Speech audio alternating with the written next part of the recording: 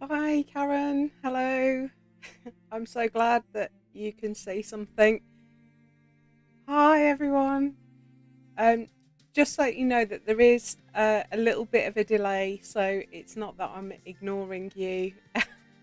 It's just that it takes a couple of minutes for everything to broadcast. So we'll just give it a few minutes, see if anybody else joins us. I've never done this before, apart from a couple of test broadcasts, so I have no idea whether. Oh, hello! We've got another person. Hi, Sue. Hope everybody's well. Got their bits and pieces ready to sew. Thank you so much for showing your support and joining me this afternoon. I'm very, very nervous, so you'll just have to bear with me.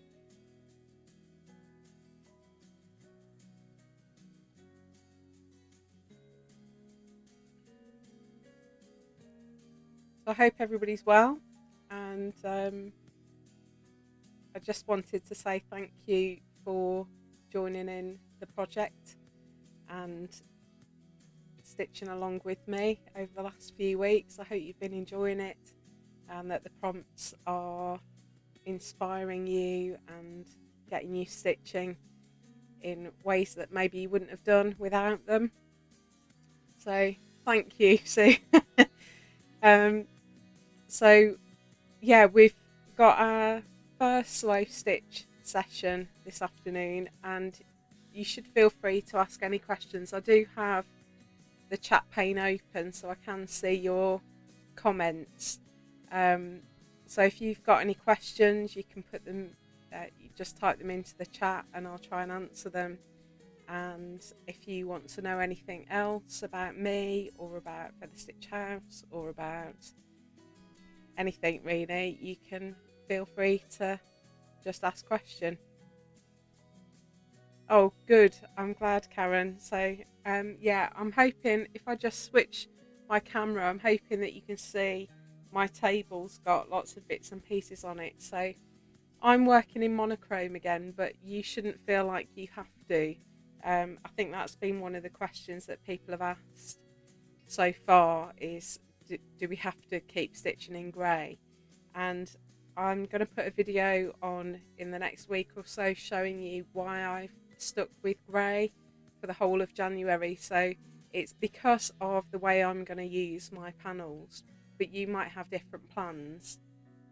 So you should feel free to use whatever colours you want. It's only that first prompt in the month that is a colour prompt, but I've chosen to keep working in this colour for the whole month. It will all become clear when I post my video about what I'm going to do with my panels. So we're going to do some slow stitching. I'm hoping that a few other people might join us as we go. I was expecting nobody, so the fact that we've got a few people gathered together is really great.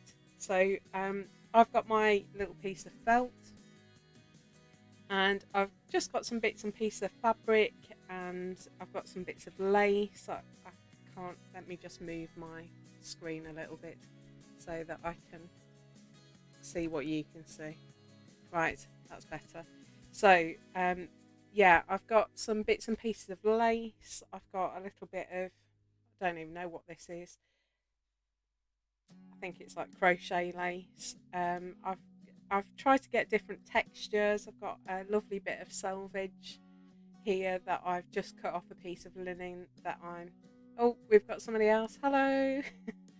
um, so yeah, I'm just putting a new kit together, which will I'll post about it this week, and I'm using this lovely natural linen, and the selvage is really gorgeous. So I've just grabbed that. I've got some beads, different threads of different weights.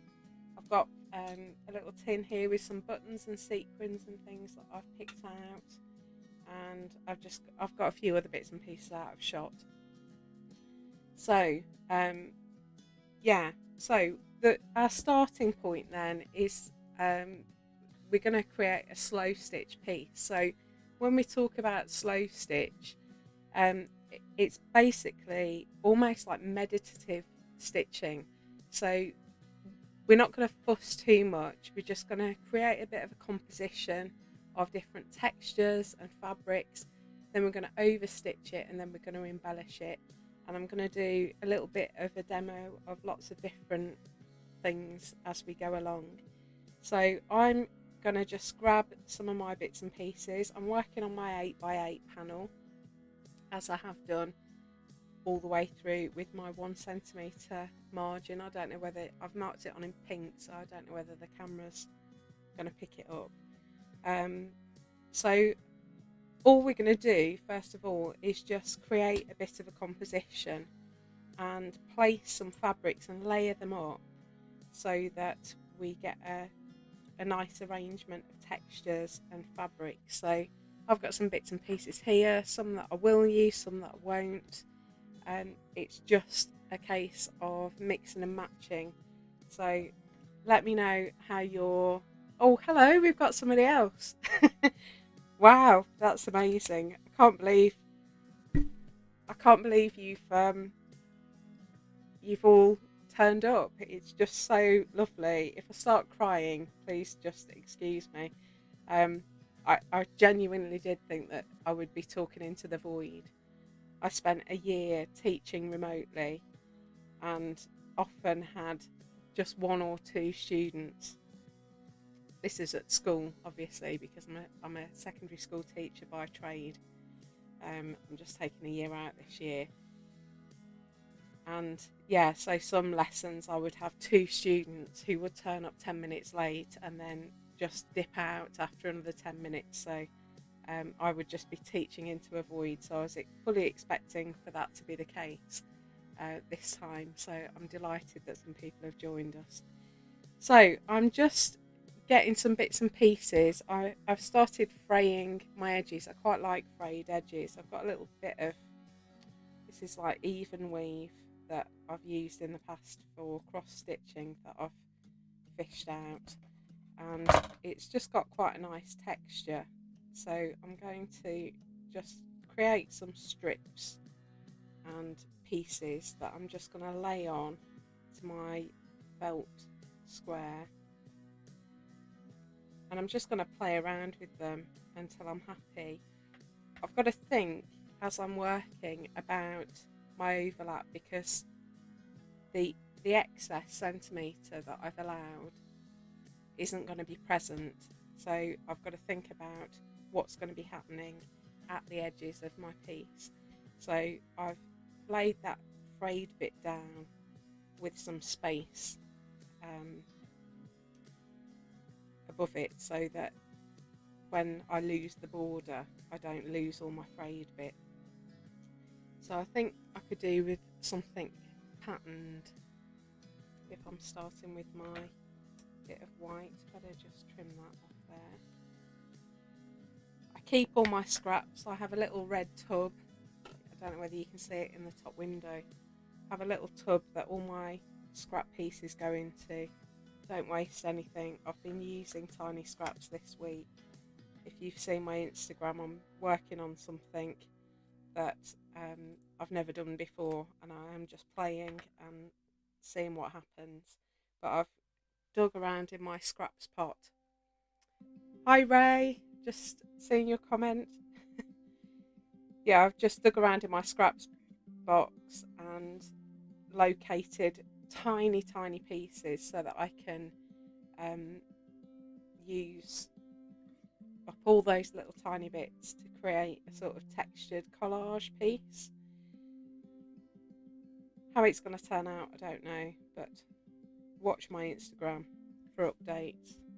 So I'm just laying bits and pieces down on my background, and I'm just going to play around with texture and pattern until I'm happy. So you don't have to have everything the same size, you don't have to have everything rectangular, you could do some circles if you know how to do Suffolk puffs. I might demonstrate that shortly. You could do those. You can leave some of your background showing. I think I am going to leave some background showing. I really want to use some selvages because I think they're gorgeous. I've been working a lot on linen recently, and linen just has the most gorgeous fluffy edge when you buy the whole piece. It's just gorgeous. So you will quickly realise that I've roughly planned what we're going to do in the session, but I haven't planned my own piece, so I am just making it up because I can't call a project winging it if I'm not winging it. So you've seen me wing it just the same as you. So if you've planned something, that's fine. Just quite like all these textured edges. Look at these fluffy bits there. Just look brilliant, I think. You might be wondering what on earth she's doing.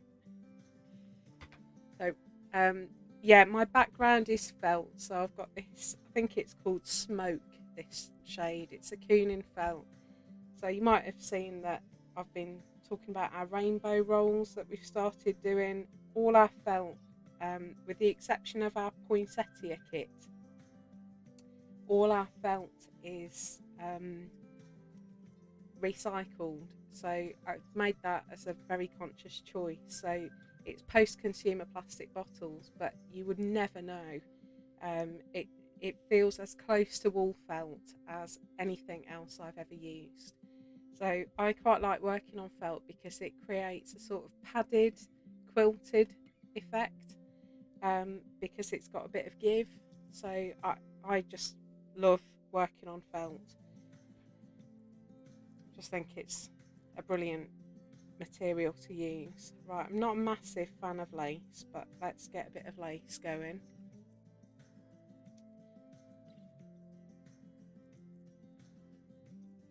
I could faff around forever. We might be here all day. Let's not be here all day. I don't know about that.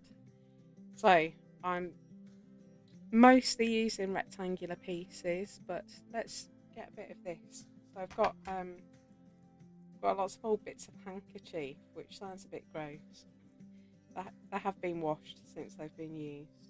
I don't know anybody that uses handkerchiefs anymore. But they've got some quite nice patterns and textures to them. So quite like that bit of sort of rectangular shaping there. So I'm just playing around. I hope you're having a play with your fabrics as well, getting your bits and pieces, choosing what you're going to be using. Let's overlap that there.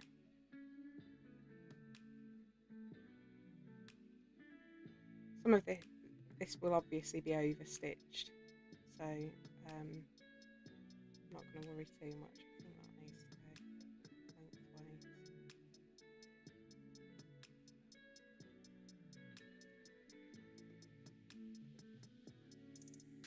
Maybe it's that one. Oh, I don't know. So what I'm trying to do is look at sort of tone and contrast and things like that. I think that's what's bugging me, because there's not enough contrast.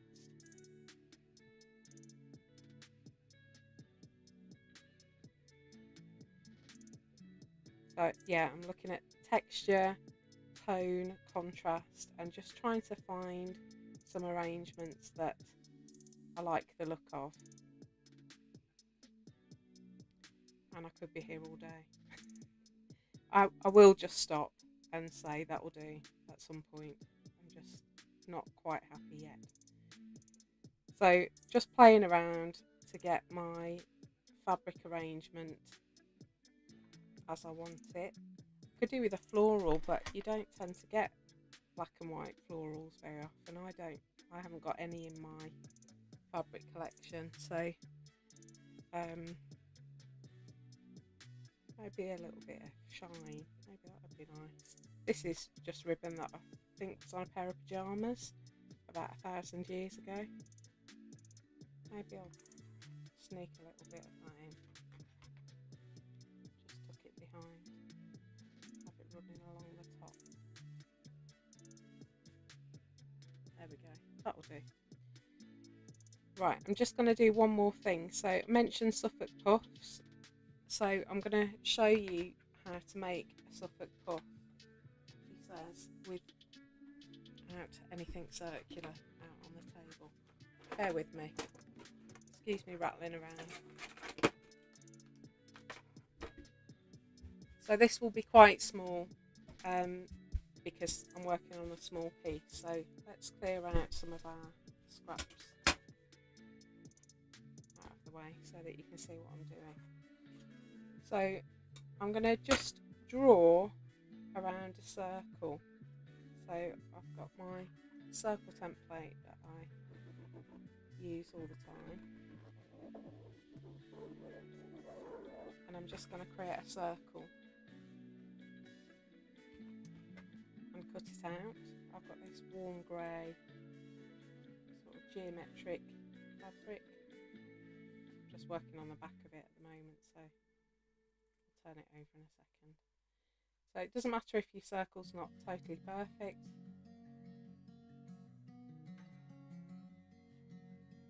Because we're going to cover it up. So that's the fabric I'm using. It's a sort of geometric fabric. So I've got my circle, and what I'm going to do is get some, you can't see it, just normal sewing cotton, and I'm going to turn my edges over just a little bit, and I'm going to go round the edge to create a running stitch, and I'm going to work my way all the way around the edge, just turning it over ever so slightly.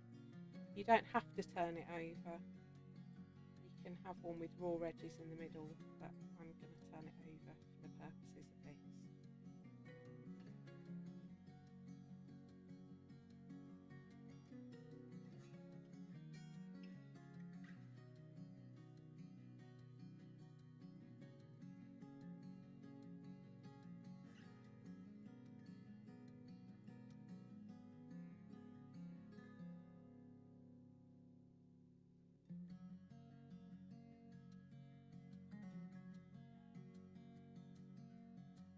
I'm suddenly very aware that I'm making this look not very easy. The needle's a lot finer than the needles that I usually use, so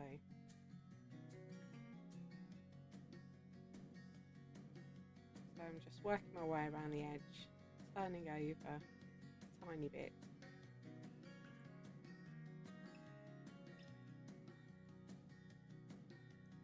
To create a sort of hem around the outside.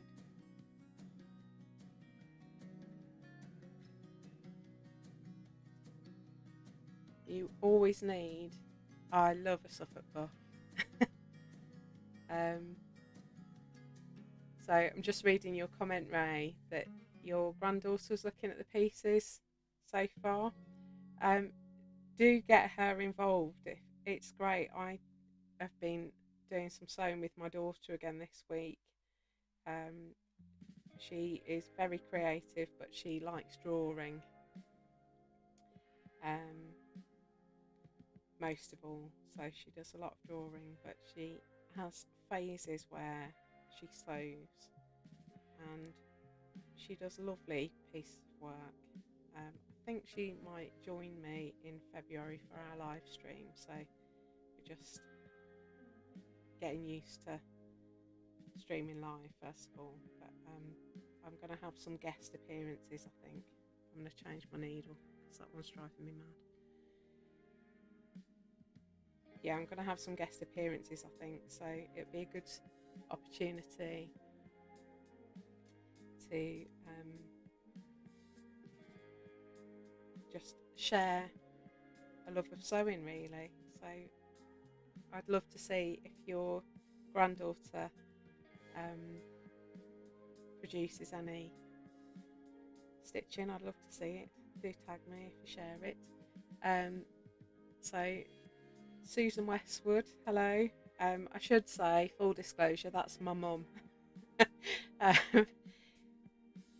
I did say at the beginning, I don't think you were with us then. I'm going to do a video in the next week or so showing you what I'm going to do with my panels. So you can look out for that. It'll be in the Winging It playlist, and I'm not specifying that that's what you're going to have to do with your pieces, but I'm going to do a reveal of what I'm up to in the next week or so. So I've just realised I've done that without explaining what I'm doing. So I've gone all the way around and created a hem, and then all I've done is, before I've finished off my thread, I've just pulled on it, and it all gathers in and folds into the centre, and you get this little puff. That's why they're called Suffolk puffs. I do know that in America they're known as yo-yos, which I can equally see. I think I just like the word puff. so, so yeah, you just pull on it so that it gathers in, and it will pull itself into the middle. You don't have to do anything with that, and just sort of adjust it so that it's as you want it. You can have the hole there in the middle. You can have it slightly off center if you want to, but I just am a neat freak. I can't help myself. I just quite like it in the middle. And then just secure your thread and trim it, and then you can add that as a bit of texture in your work. So I think I'm gonna place that in a while. So I've got it ready to attach. So what I'm going to do now is just add some tacking stitches to keep everything in place. I'm not certain I'm happy with my arrangement, but everything looks better when you overstitch it. So I'm just going to tack it down, and then I can show you some overstitching techniques. Whether I'll finish this during this live stream, I don't know, because I don't want to keep you all afternoon. We've got a billion and one other things to do. So,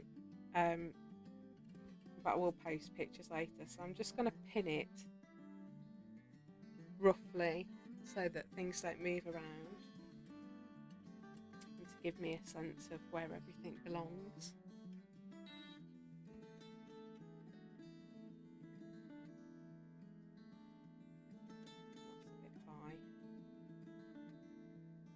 I don't want things to get cut off when I trim back my belt.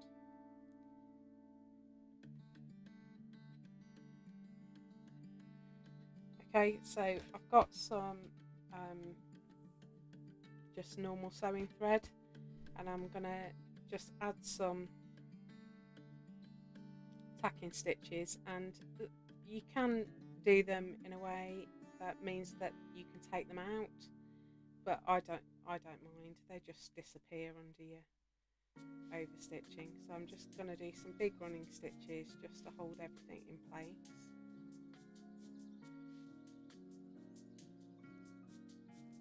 I'm not going to fuss too much about it.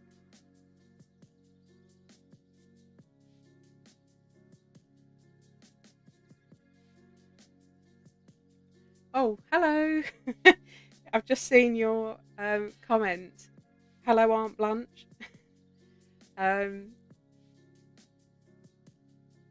Yeah, I think, yeah, if you live in Suffolk, you've obviously got to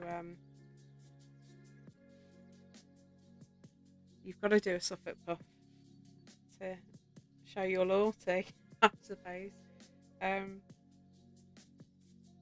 quite like them in the middle of a piece of work. You can do quilting like Dresden plates, which is sort of the fan shaped pieces that are pieced together in a circle, and Suffolk puffs are really nice ways of finishing your Dresden plate, you put a Suffolk puff or a yo-yo at the centre, and it just looks ace.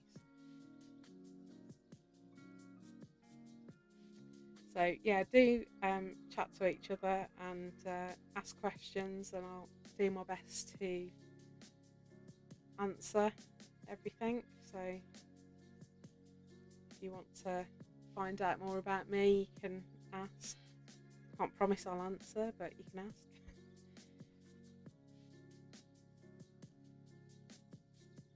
Hello!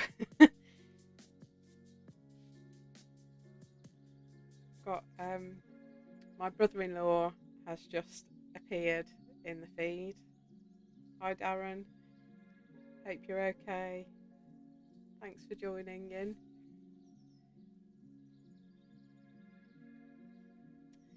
So I'm just, you can see I'm just roughly putting in some tacking stitches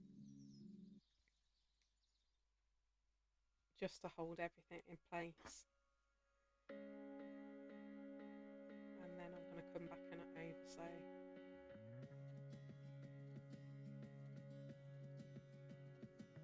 I think this is the last piece that needs tacking down.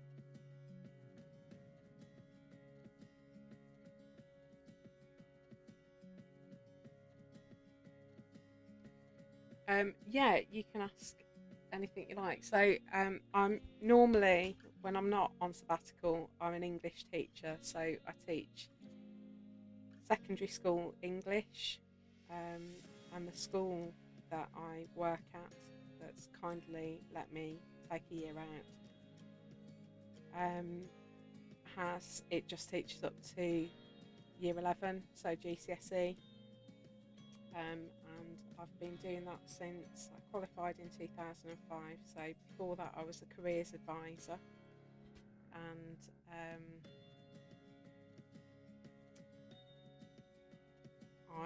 it was when my son was born that I remember one day just watching him sort of wriggling around on his playmat, and I really disliked my job as a careers advisor. I really disliked it because I felt like all I was ever doing was basically encouraging children to manage their expectations, and it just wasn't for me at all.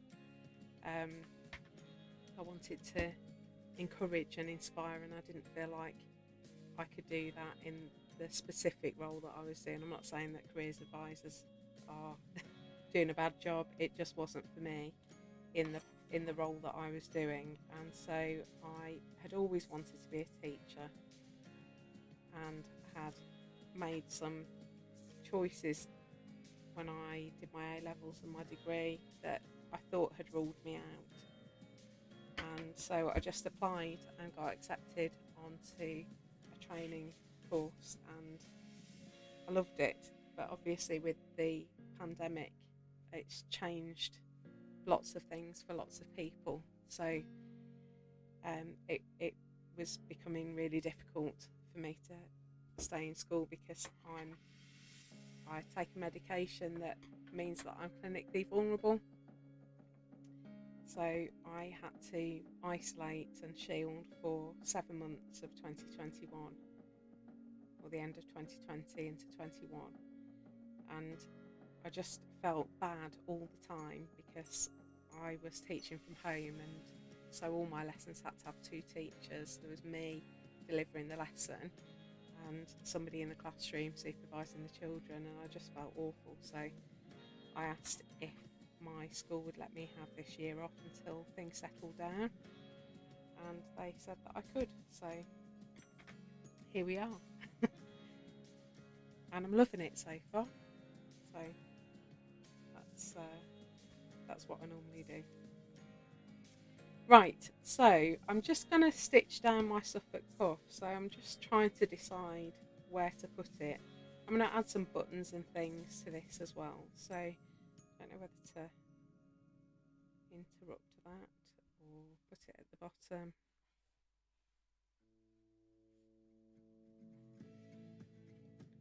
Maybe in the corner.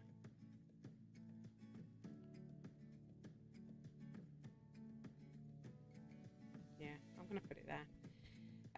So to sew on your Suffolk puff or your yo-yo,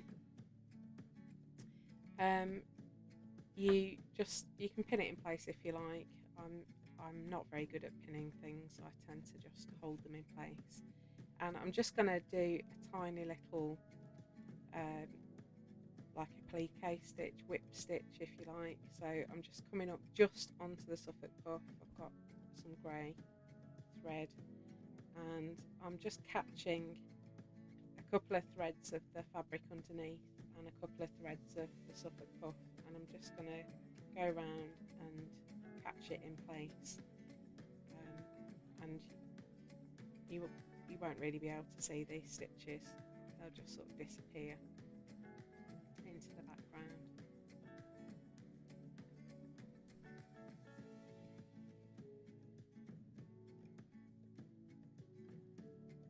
So it's been really great. Oh, thank you, Karen. That's really kind of you to say. I'm glad somebody's benefiting from my life choices, because it's I don't know whether it's just my age or whatever, but I'm spending quite a lot of time reminiscing at the moment and reflecting on the path that I've taken in my life, and there's not a lot that I would change. I think I'm pretty happy where I am, but yeah, I don't know. So I'm glad that you're feeling like you're benefiting. I'm loving doing Featherstitch House. I really am. I love creating. I love encouraging other people to create. I like making it easy for people to create things and be creative. And I think if you read my blog, I haven't done a post for a while.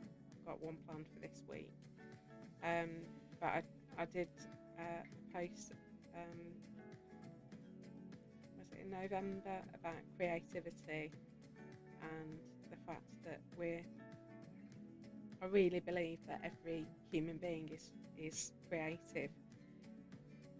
You don't see kids struggling to create, they just go for it. And I think as we get older, we become more inhibited and we judge ourselves really harshly and we compare ourselves to other people, and it inhibits our creativity. So I'm all for getting people freed up to just express themselves and value their own creations, really. So that's one of the reasons why I love it when you post what you've made, because it's actually quite a brave thing to put your work out there and let other people see it and comment on it. And I just really appreciate the fact that you're doing that, and it's just been so much fun when you tag me in, seeing that pop up in my Instagram feed to tell me that you've tagged me and you've put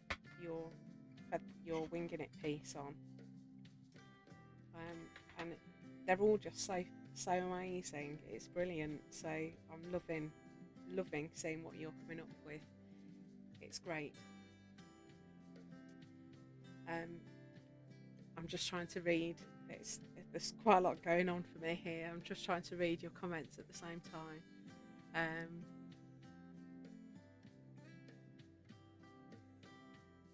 Yeah. Oh, thank you. I don't know whether to call you Karen or Aunt Blanche. uh, but yeah, shielding was a really difficult thing. Hi Morag. Yeah, it was really hard shielding. It's very isolating, and there's always that, I don't know, maybe it was just me, but that feeling of guilt that other people are having to pick up for me. I really didn't enjoy it at all. So yes, I think schools are difficult places in a pandemic. So I'm glad that you're finding that stitching's helping. It's definitely kept me going through it all. Right, so we'll get back to chatting in a second. I just want to let you know what I'm going to do. So I've deliberately, if I get my, where have I put it, my aperture back, you're going to see this in several videos. I've just cut this aperture from a piece of scrap card. It's actually where I was testing out my snowflake stamps, and I just cut it out, and it's really helping me with my compositions.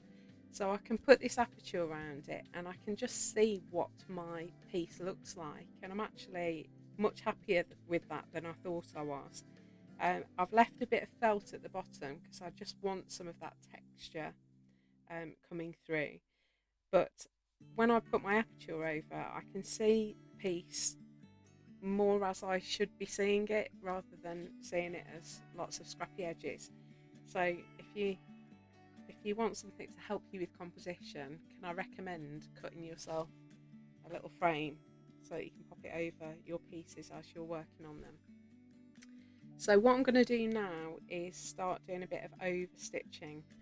I'm just trying to find a needle that's got a big enough eye. I've got some of my pearl cotton here, and I'm just going to keep going with my straight stitches. So we're almost at the end. I'm doing lots of plugs in this live stream. We're almost at the end of January, dare I say it, and there's going to be a new stitch tutorial video coming up. I think it's on the 28th of January, that will show you all the stitches that we're going to include in February. So keep your eyes peeled for that. It will be on the Winging It playlist. I've also created a new playlist for stitch tutorials, so they'll appear in both, so you can have a look at that. We're not going to stray too far, we're not going to go too fast in our embroidery journey, but I'm quite excited about February stitches, so you can see what you think. So I'm just going to use running stitch basically, and I've got some dark grey thread here, just some pearl cotton, and I'm going to add some running stitch lines, and I'm actually going to sew over my Suffolk buff a little bit. Now you might want to sew around it. Oh, actually, now I've said that, maybe I want to sew around it. I'll do both. So I'm just going to add some stitching lines.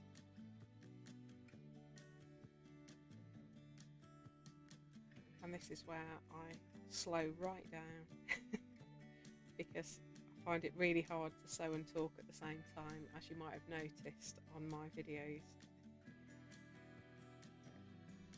I seem to lose the power of speech when I'm sewing. You just have to bear with me. I haven't gone on mute or anything like that, I'm just concentrating. So I'm going to try and be really kind to myself, because normally I can already see that I want to unpick that and sew it again, but I'm going to absolutely refuse to do that during this session.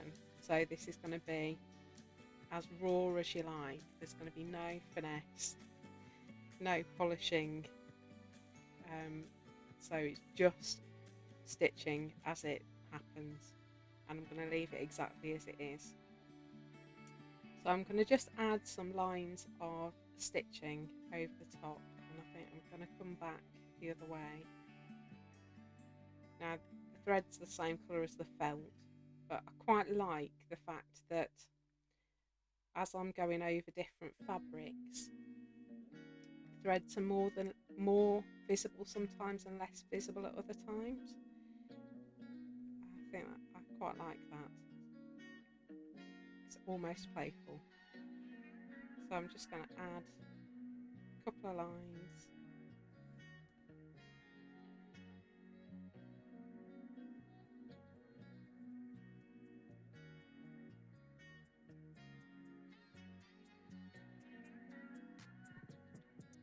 Of stitching.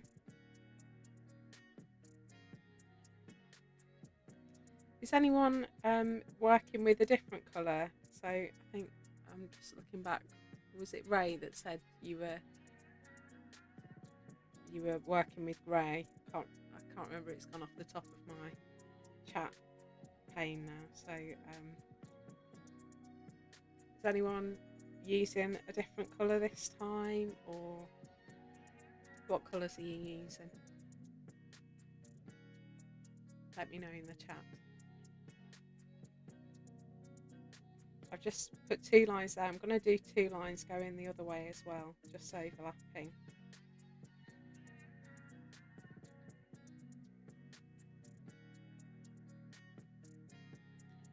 And you might be able to see I'm testing out a new camera, by the way, and I'm really unhappy with it, so I can't zoom in anymore because it just goes blurry. But maybe I'll hold it up anyway. I've gone over my Suffolk puff there, and I just quite like what the stitching does when you do that. So it sort of presses down part of the Suffolk puff, but it means that other bits of it stand up more.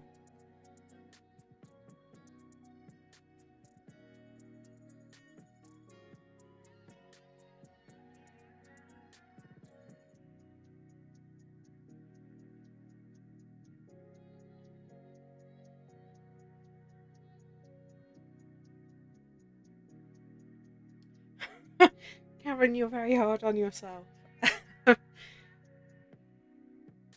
I think I never ever work with grey and white and black ever. I've got so little sort of I've got plenty of grey threads, but I've got hardly any grey, black or white fabric.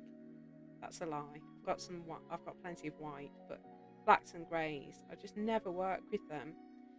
And so I know some people have struggled working with black, white and grey for a whole month, and I have a little bit, to be honest. But I think it's really helped me think about tone more than colour, if that makes sense. So when you're only working with one sort of colourway, it forces you to think a lot about tone and contrast and things like that, and it's really pushed me to be more creative. And so I've quite liked limiting myself in that way, because I never do that. I think it's improved my composition a little bit, just even in the last month. So you will be pleased to know, by the way, that next week there is some colour. I'll talk more about next week in a minute, a little bit later. So that's my dark grey.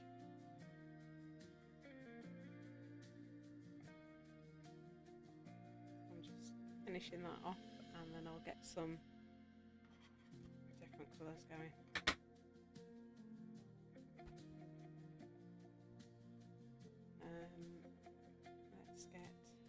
Let's get some white on the go. I've just got some 6-stranded thread here, and while I'm threading my needle, I'm going to catch up with your comments, because I can see the chat's been moving along while I've been sewing. So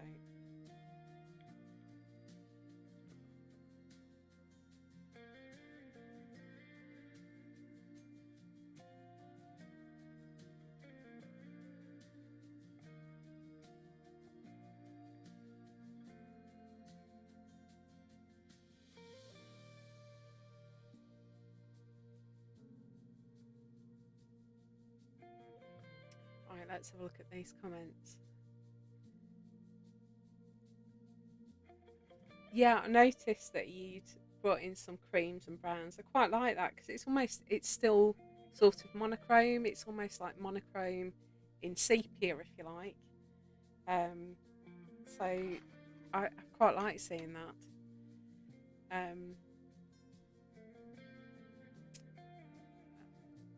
So I'm looking at Aunt Blanche's comment. I'm just using your Instagram name. I just yeah, I think I agree with you that I prefer colour as well, but it's forcing me to think differently about what I'm creating. Um, oh, Karen, I envy you finding some grey fabrics. I'm really limited. You can see I've got, I mean, they're just not me at all. These, but you know, I can't blame anyone but myself. I set the challenge, didn't I? So, but no, it's been good for me, I think. Yeah, Ray, I agree. I don't know about you. I find January such a bleak month. It's so horrible. It's far and away my least favourite month of the year. Um, just tend to feel quite miserable all the way through January. And I think we've had a really raw deal as well this year. I think we've had a bit of sun the last few days here in Lincolnshire, but it's been mostly like Tupperware. You know, being like I'm living inside a Tupperware box. I'm looking out of the window now, and it's absolutely grey, total without any variation in colour at all. Completely grey sky, um, totally bleak. But I don't know whether that influenced me in my choice, but it does seem to have been the colour of the month in more ways than one. So Susan Westwood is asking, can you put the Suffolk puff the other way up? You can, absolutely. You can, like I said earlier, you can move it so that the hole is off center. You just pull the fabric round. You can put them flat. Um, the only thing, I mean, you can use them however you like, but I wouldn't. My question would be, what the advantages of doing a Suffolk puff if you're going to use it the other way up, because um, you might as well just cut out a circle. Um, but I don't know. I suppose you could stuff it if you turned it the other way up. You could stuff it and have it raised and just put a bit of filling in it, or that's another way of using your scrap threads and fabrics. You can stuff inside the Suffolk puff, and it would lift out from your work. A little bit like a technique called trapunto, where you stuff from behind. You trap filling inside your work. So you could do that, I suppose. Keep on threading my needle. I'm annoying myself. Yeah, well, in some ways, I'm glad I'm not the only one that's experiencing completely grey skies. I think on Instagram, you get so many people posting about their glorious weather, and through January in the UK, I just feel envy. People post about their glorious blue skies and or snow. I mean, if it was even snow would be better than the grey, wouldn't it? At least it's something. This feels like if it's possible to have no weather, that's what this feels like. So I'll be glad when spring arrives. It's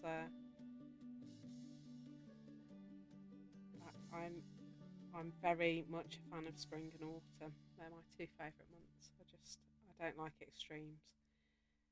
But spring and autumn, I don't know, everything after February half term, everything feels better, doesn't it? Everything seems cheerier. But, January's nearly over, so hopefully we'll see some life coming back in February. Right, so I'm just adding some overstitching. I'm going to carry on with that, so you can feel free to continue overstitching. I'm going to just do a bit of a demo. So I've done my demo of the Suffolk puff, but I will be putting some buttons on this, so I doubt we're going to finish it in the live stream. I will finish it this afternoon and I'll post pictures of it, but I just wanted to show you some other things. So I'm going to put some sequins and beads on and some buttons, and I just wanted to show you some different ways of adding buttons. I don't want to teach Granny to suck eggs, not saying that any of you are grannies, although I know that my mum is, and somebody else has said they've got grandchildren, so but I just want to show you some different ways of putting on buttons. So obviously you can do, I'm trying to look for a thread that you'll be able to see. There we go. Yeah, that's all right. Just checking it shows up. So obviously you could do the normal cross. So I'll sew one on in a cross. And do think when you're adding buttons, do think about the orientation of the holes. So you could put it square, but I sometimes quite like to put them so that the holes form a little bit of a diamond. So they're sort of vertical and horizontal cross rather than diagonal one. But there's the old favourite where you just put a cross on.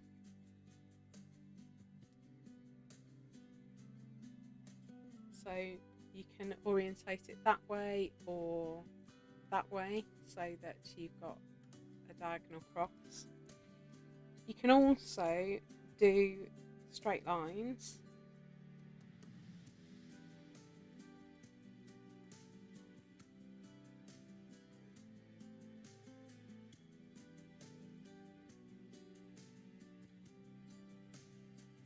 So you can add in bars. I don't know if you can see that. Maybe I need to change colour. White buttons. Maybe I need just a colourful thread. Maybe that will help.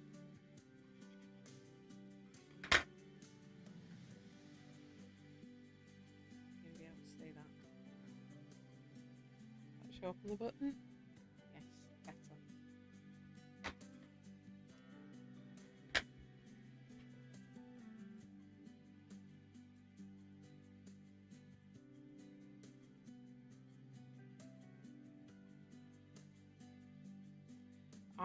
I love buttons too. I talk about it all the time on my in my videos and on my Instagram. But I inherited my grandmother's button box, and I don't think I will ever buy another button in my whole life because there is just about everything I could possibly want in there. They're just incredible. So I'm just going to sew over that so that you can see it better.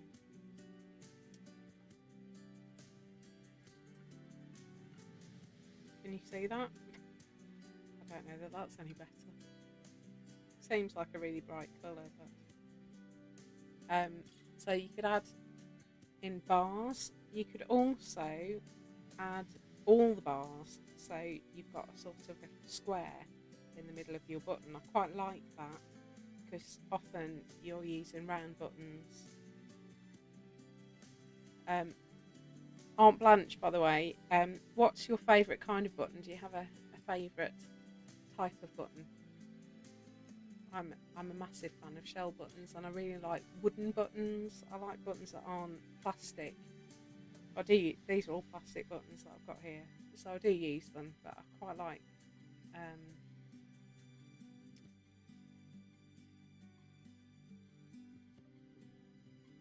forgot what I was saying. Sorry, I was reading and then I've lost what I was going to say. Yeah, I do use plastic buttons, but I quite like buttons that aren't plastic. So I like different textures. I'm a fan of textures, very much so. So I've made a little square there by just sewing the two verticals and the two horizontals. You can also extend beyond your button. Fave button is anything pink. See, pink is a colour I hardly ever use. I don't think I own a single item of pink clothing. I might have a pyjama top that's pink, but it's just not a colour that I wear very often. So you can extend beyond the button, and sometimes it's nice to almost trap your button down with longer threads. So I think don't just want to encourage you to think beyond the button. So if I move that up to the camera, I don't know if you can see, so I've got diagonals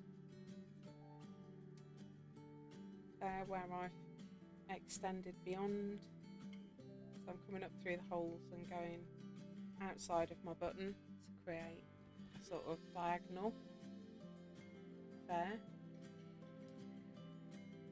What else? I've made some notes. Oh, this one, I don't know that I've ever sewn a button on like this, but I thought it would be a nice way to play. So rather than working with the direction of the button, I'm going to extend beyond the button, but I'm going to sort of overlap. So I've gone top right out over to the left of the button. Now I'm doing top left and I've gone down beyond, and then I'm going to go out there and then up there. So I've got a sort of woven arrangement going on there that's crossing.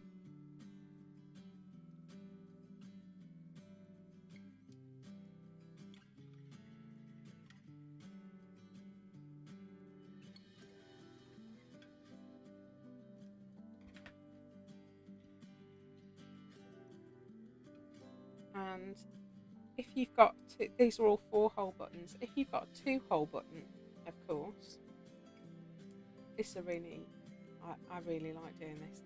So if you've got some thread, you're going from the top and come back up,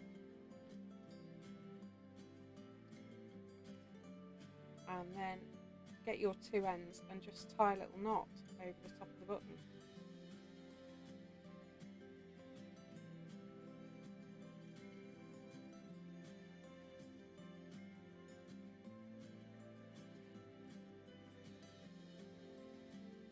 That, and you can trim your thread ends if you like, and then you've got a little knot on top of your button. That's quite cute if you use different types of thread, or even a thin ribbon would look nice. So play around and try lots of different things. These are all straight stitch ideas, but once we've got into some other stitches, I can show you some different ways again of adding buttons on. And we've talked a lot about beads, but I just wanted to give you a bit of an idea for using sequins, which I don't use very often, but I'm just looking for a needle that will go through a bead. I quite like playing around with different textures, as you know, so I'm just looking for a bit of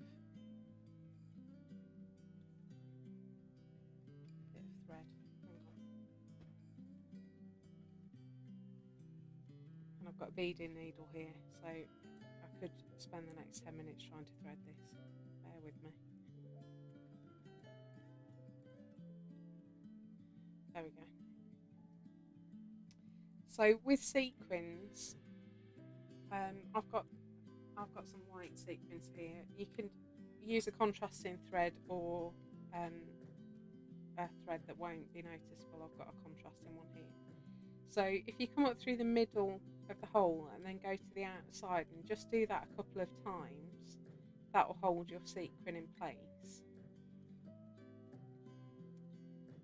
And that's the most straightforward way of adding a sequin. But I've been working on some pieces recently where you're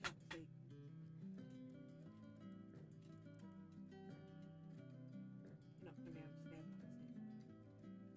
that. Right, so I've been using sequins in a piece recently, and what I've been doing is putting the sequin on, and then rather than just sewing over the sequin. Just want to keep the sequin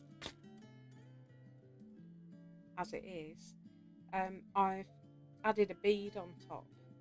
So rather than going over the sequin, I've put a bead and then gone back through the same hole of the sequin, and the bead keeps the sequin in place. So you end up with this little, I don't know, three-dimensional little arrangement. I've used quite a big bead there so that it's visible, although I'm not sure how visible it is. So that's quite a nice thing to do as well with sequins. You can also, if you know how to do them, you can do French knots on the surface as well. A really big French knot with a quite a thick thread, like a pearl cotton or something like that. So you have your sequin with a little French knot in the middle. That looks quite nice as well. So you can do that. And also I've been playing around recently with clustering things together. So my tendency is to space things out quite nicely on a piece of work, but actually what I've been doing recently is clustering things together and working on lots of texture in a small area. So that's quite a playful thing to do. So if you're going to add buttons onto your slow stitching, I've got some buttons here. I'm just going to sort of give you an idea of where I'm heading. I've got some of my shell buttons. I quite like these grey ones. So I might add some buttons in a line, playing with size and shape. I've got a really nice one in here. Oh, here we go. There it is. So just adding buttons in different shades like that. I might put some buttons on there, some more oversewn. I might do another Suffolk puff or two. I don't know. Haven't decided yet. And maybe I'll add some sequins and beads to this one. So you can just play around and add as much embellishment as you like. So I'm hoping that that's given you plenty of ideas. I'm just having a look at the chat again. I've not come across any. All my shell buttons are sort of this mother of pearl grey iridescent stuff. I haven't found any coloured ones. I might have to dig through my button box again and see if any of the ones that if I've missed any in my coloured pots. I've sorted out all my buttons into colours, so I've got a jam jar for each colour, and I might have to dig through them again and see if I've got any shell buttons that I've missed. Yeah, I'm quite liking the central bead on the sequin. I'm not a massive fan of sequins. I don't tend to use them very often, but the bead on the surface has changed the way I think about them a little bit. It looks better when you've got a seed bead or a bigger sequin with the bead, but I do quite like that. Oh, Karen, I've just noticed your comment about the quilter's knot. It's changed my life as well. I've been using the quilter's knot for a few years now, and it just makes life so much easier, particularly when you're working on felt, because small knots just pull through really easily. So it allows you to add a bigger knot that's going to stay in place.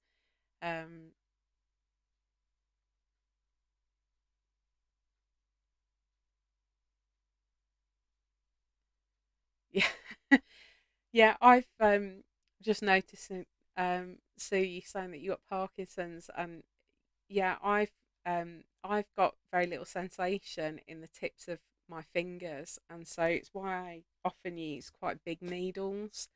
I struggle with small needles because I can't feel them, and so using a quilter's knot has really helped. I don't have the most dexterity with my fingers, so it's trying to weave little bits of thread through tiny holes is not something that I find easy. So quilter's knots, it's the way forward. Yeah, I tend to group in odd. You can see I've naturally gone for 3 there. I naturally group in odd numbers. So if I do add another Suffolk puff, I'm going to struggle to not add a third one, and just not sure that there's space on this piece. So I might just leave it at 1. Um, I've never tried easy thread needles. Maybe that might be my next investment. That might help me as well. So there's some ideas. I'm I've stopped sewing now because I'm talking and reading your chat, but I just wanted to let you know what's happening next week. So next week we've got a fifth Sunday in January. It's one of a handful of months this year that's got 5 Sundays in it, and so what I have what I've planned is that in those fifth Sunday sessions, I'm going to look at a technique that you can use in your textile work. So next week is going to be all about applique, and so the video is going to be a little bit longer than normal because I'm going to look at several different types of applique and talk you through it. And you can obviously make whatever piece you like. I'm going to create a piece in that video that shows you lots of different techniques, and they're all in that one piece. So I'm going to be working on a bigger scale next week. Now, if you want to, on Friday when the prompt goes up, we are going to put the pattern for the piece that's going to appear in the video on our website for you to download for free if you want to. So keep your eyes peeled for that.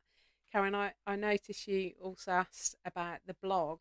So the blog is on my website, but what I'll do this afternoon is put a link in my stories on Instagram. So I don't know if you're familiar with Instagram stories. I'm just going to see if I can get them up on my phone and put it on my screen.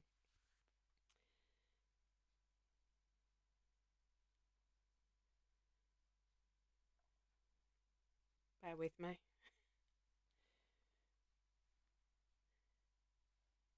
So in Instagram, if you go to the icon, if you see all these circles at the top of your main page, if you tap on them, you will see the Instagram story. So this is my stories.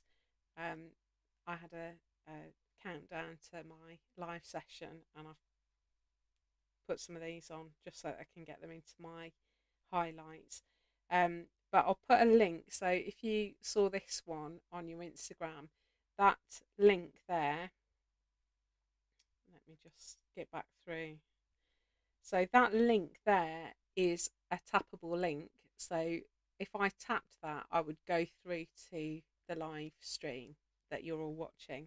I'll put a story on this afternoon with a link to my blog, which is on my website. So you'll be able to click straight through to it and have a look there. So that it's like everything with Featherstitch House, things have only been going since last July. So we only launched our website last July, so everything's quite small at the moment. We've got just a few blog posts and just a few YouTube videos and things like that. So you are in right at the beginning of something, and I hope that you're enjoying what you're seeing from Featherstitch House so far,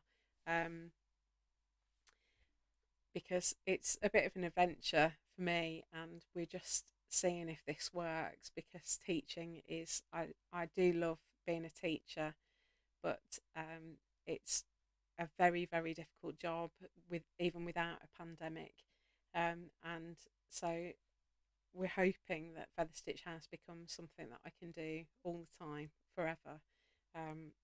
But we're just at the beginning. So I'm just so grateful to you for jumping in right at the beginning.